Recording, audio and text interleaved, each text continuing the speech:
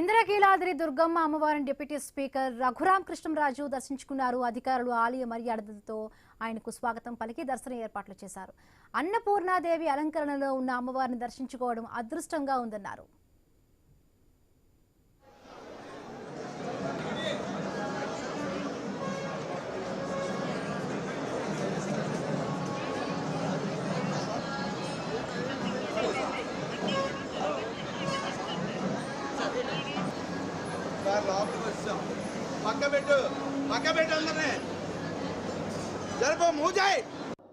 భక్తులకు ఎటువంటి ఇబ్బంది లేకుండా చాలా సజావుగా ఏర్పాట్లన్నీ జరుగుతున్నాయి.